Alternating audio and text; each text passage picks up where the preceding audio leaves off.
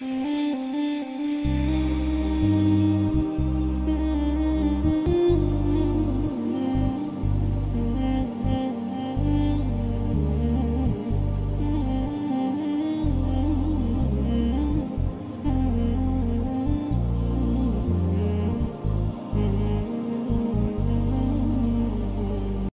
عزیز پاکستان میں حالیہ دنوں دہشت گردی کے حملوں کے بعد پیدا ہونے والی صورتحال نہایت فکر انگیز اور قابل غور ہے۔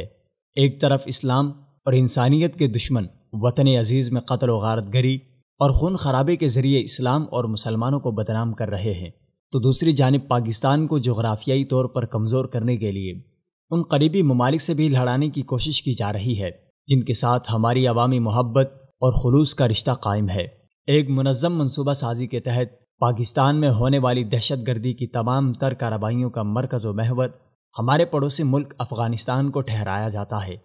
جس کے نتیجے میں دونوں ممالک میں غلط فہمیوں اور بد اعتمادی کا نہ ختم ہونے والا سلسلہ شروع ہو سکتا ہے۔ افغانستان کی آبادی کا ایک بڑا حصہ پاکستان میں نصف صدی سے آباد رہا ہے۔ پاکستان نے افغان مہاجرین کے لیے بے پناہ قربانیاں دیتے ہوئے انہیں نہایت عزت و احترام کے ساتھ رکھا ہے۔ اب چونکہ افغانستان میں شورش پہلے کی نسبت کم ہے اور افغان حکام اپنے شہریوں کو اپنے ملک میں آباد ہونے کی دعوت دے رہے ہیں اور پاکستان سے افغان مہاجرین کا انخلاء شروع ہو چکا ہے،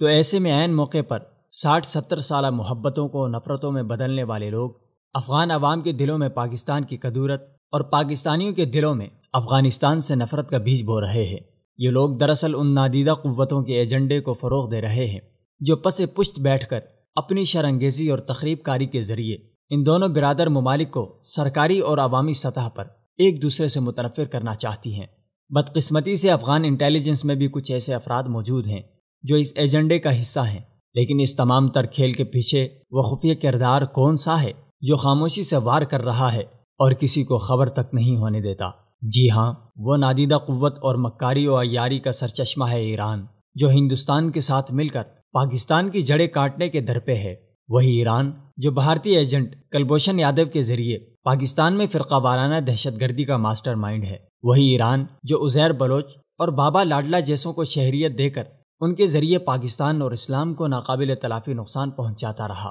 وہی ایران جس نے 80 کی دہائی کے بعد پاکستان میں فرقہ وارانہ مسلح جدوجہد کی بنیاد ڈالی اور پاکستان میں بسنے والے اہل تشیع کو شیعت کی آڑ میں پاکستان سے بغاوت پر اکسایا اور ان کے ہاتھوں میں اسلحہ تھمایا اور پاکستان کی جغرافیائی اور نظریاتی حدود کو تہس نہس کرنے کا خواب دیکھا۔ آج وہی ایران ہندوستان کا ہم پیالہ و ہم نوالہ بن چکا ہے۔ گوادر پورٹ اور سی پیک ایران اور ہندوستان کے لیے کسی بھی صورت قابل قبول نہیں۔ بلوچستان کا تیل چوری کرنے والا ایران پاکستان کے لیے ہندوستان سے زیادہ خطرناک اور مضر ہے، کیونکہ بھارت اعلانیہ دشمنی کرتا ہے جبکہ ایران دوستی کے روپ میں پاکستان دشمن مشن پر گامزن ہے۔ گزشتہ ماہ پاڑا چنار میں ایرانی اسلحہ ڈپو پکڑے جانے کے بعد وہاں ہونے والا بم دھماکہ اسی ایران کی کارستانی تھی، جسے میڈیا میں بیٹھے ایرانی کارندے چھپانے کی ناکام کوشش کرتے رہے۔ ایران کی پاکستان دشمنی سے بے خبر عوام کو میڈیا نے کبھی بتایا ہی نہیں کہ ایران نے خمینی انقلاب کے بعد پاکستان کو کس قدر ناقابل تلافی نقصان پہنچایا ہے۔